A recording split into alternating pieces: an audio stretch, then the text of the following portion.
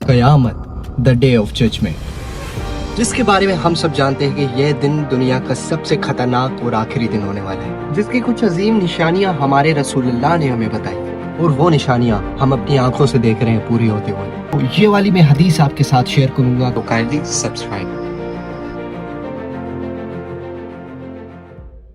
حدیث میں کچھ یوں آتا ہے کہ ایک مرتبہ حضرت عمر فرماتے ہیں کہ کسی روز ہم رسول اللہ کے پاس بیٹھے ہوئے تھے کہ اچانک سے ایک شخص آیا, کالے سیاہ بالوں والا اور سفید کپڑوں والا, بہت ہی ہینڈسم اینڈ روبدار.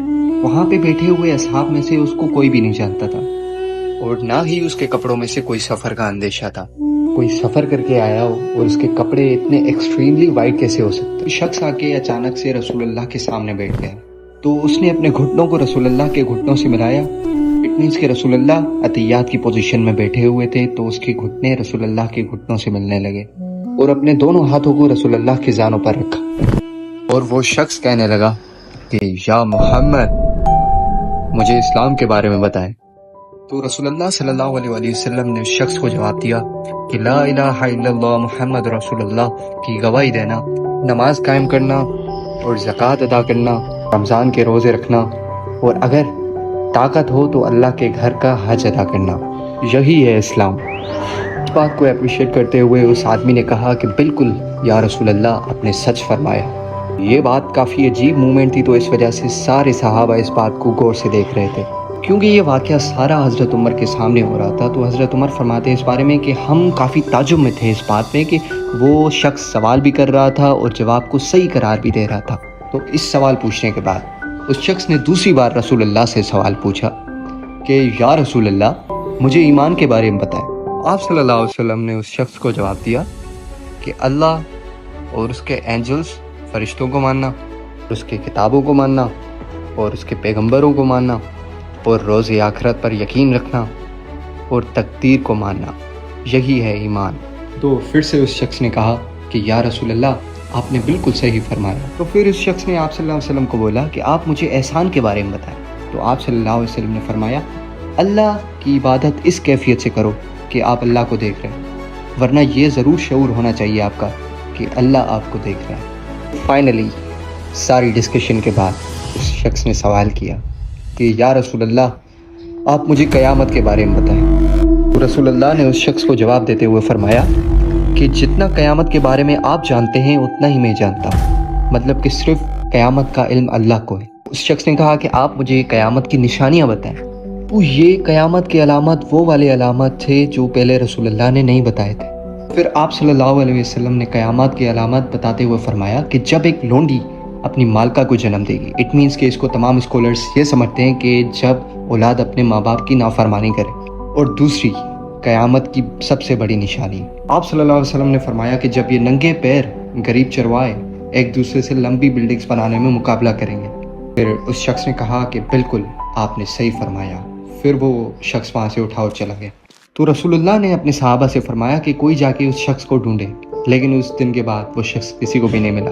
تو تھوڑی دیر بعد رسول اللہ نے حضرت عمر سے پوچھا کہ اے عمر, کیا آپ اس سوال کرنے والے شخص کو جانتے ہیں؟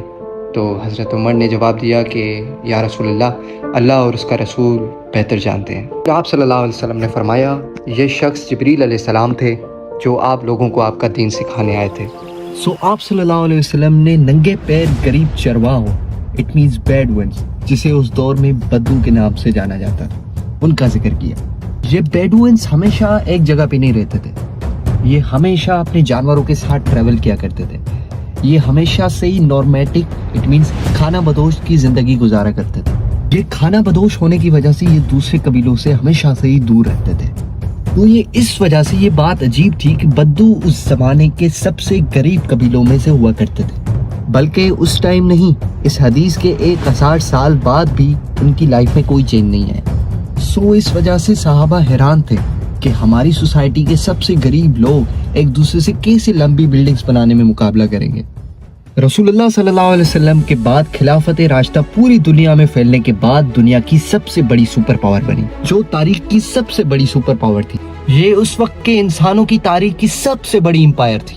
اس چیز کا فائدہ اٹھاتے ہوئے یہ بیڈوئنز ساری دنیا میں پھیلنے لگے, لیکن اب بھی ان کی زیادہ تر پاپولیشن عرب کے اسی علاقے میں تھی. काफी अरसा गुजरने के बाद इनके कल्चर में कोई चेंज नहीं आया। बेडुइन्स अपनी उसी तरह जिंदगी गुजारते रहे, लेकिन आखिर 1000 साल बाद उस्मानिया खिलाफत के आखिरी जमाने में दुनिया पुराने तरीकों को छोड़कर एक नई इंडस्ट्रियल एज की तरफ आने लगी। आखिर उस्मानिया सल्तनत के खलीफा सुल्तान अब्दुल हमीद ने भी मुसलमानों को मॉडर्न दुनिया की तरफ लाने के लिए काफी स्ट्रॉन्ग रिफॉर्म्स लिए। अपनी पूरी एम्पायर में नए नए प्रोजेक्ट्स बनाना शुरू कर दिए, जिसमें उन्होंने एक इस्तांबुल से लेकर मदीना तक ट्रेन भी बनाई। लेकिन इस ट्रेन के रास्ते में एक बहुत ही बड़ी रुकावट थी, यही बेडुइन्स।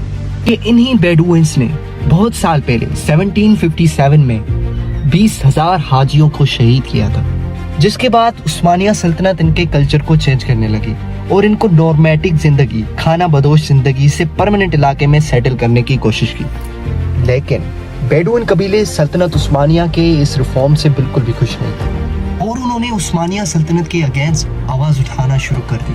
तो आखिर सऊदी अरब के पहले बादशाह इब्न सऊद ने इन्हीं बेडुइन को यूनाइट करके ओटोमन एम्पायर के खिलाफ एक नई फौज बनाई।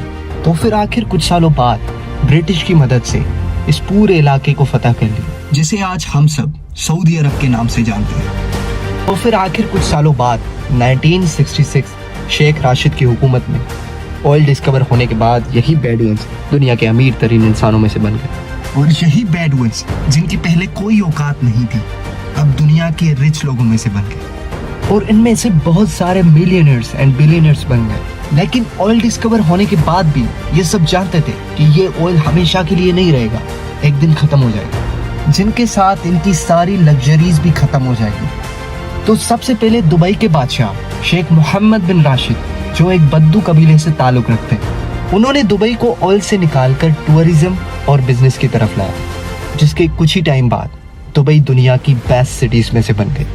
और फिर कुछ ही टाइम बाद दुनिया की सबसे लंबी बिल्डिंग बुर्जुल खलीफा भी दुबई में बनाई गई। अब तक इंसानों की तारीख में बनाई हुई सबसे लंबी बिल्डिंग थी। इससे पहले एक जमाने में, आज से 4500 साल पहले, इजिप्ट में फिरौनों के पिरामिड्स दुनिया की लंबी बिल्डिंग्स में से हुआ करते थे। लेकिन 3800 साल बाद यूरोप के एक चर्च ने इन फिरौनों के बनाए हुए पिरामिड्स का भी रिकॉर्ड तोड़ लिया। इसके बाद पेरिस के आईफिल टावर और 9/11 में तबाह होने वाले वर्ल्ड ट्रेड सेंटर भी दुनिया की लंबी बिल्डिंग्स रह चुकी है। दुबई की इस कामयाबी को देखकर सऊदी ने भी इसको कॉपी करना शुरू कर दिया। मक्का में काबा के बिल्कुल सामने दुनिया की चौथी लंबी बिल्डिंग बनाई गई और कुछ ही टाइम बाद दुनिया की सबसे लंबी बिल्डिंग बनाने की अनाउंसमेंट कर दी, किंगडम टावर या जद्दा टावर, जिसकी हाइट दुबई की बुर्ज खलीफा से भी बड़ी होगी। इस तरह सऊदी दुबई से आगे निकल जाएगी। इस सारे प्रोजेक्ट को हेड करने वाले का नाम भी अल वलीद बिन दलाल है, जिनका ताल्लुक अगेन बेडुइन से है, जो कुछ टाइम पहले दुनिया के सबसे अमीर अरब थे। जिसके बाद दुबई ने सऊदी से आगे निकलने के लिए दोबारा से दुबई में एक नई लंबी बिल्डिंग बनाने का ऐलान कर दिया, जिसकी हाइट बुर्जुल खलीफा और जिद्दा टावर दोनों से बड़ी होगी। और आजकल हर कुछ अरसे बाद अरब में ऐसी नई लंबी बिल्डिंग्स के प्रोजेक्ट्स की अनाउंसमेंट हो रही है। और इवन वो एक दूसरे को अपने अगले प्रोजेक्ट्स की हाइट भी नहीं बता रहे, क्योंकि बाकी अरब कंट्रीज उनसे भी आगे निकलने के लिए उससे लंबी बिल्डिंग्स बनाने का ऐलान न कर। इस तरह लंबी बिल्डिंग्स बनाने का सख्त कंपटीशन अरब कंट्रीज में स्टार्ट हो चुका है, जिनमें ऑलमोस्ट सारे प्रोजेक्ट्स को हेड करने वालों का ताल्लुक कहीं ना कहीं उन्हीं बेडुइन कबीलों से मिलता है। और इसी कंपटीशन के बारे में 1400 साल पहले हमारे रसूलुल्लाह सल्लल्लाहु अलैहि वसल्लम ने जिब्रील अलैहिस्सलाम के जरिए हमें और सहाबा सब लोगों को बता दिया था कि एक दिन ये बेडुइन्स, गरीब चरवाहे, नंगे पैर घूमने वाले आगे चल के एक दूसरे से लंबी बिल्डिंग्स बनाने में मुकाबला करेंगे। और ये कयामत की सबसे बड़ी निशानी है, जो आज हम अपनी आंखों से पूरी होते हुए देख रहे हैं। सब्सक्राइब।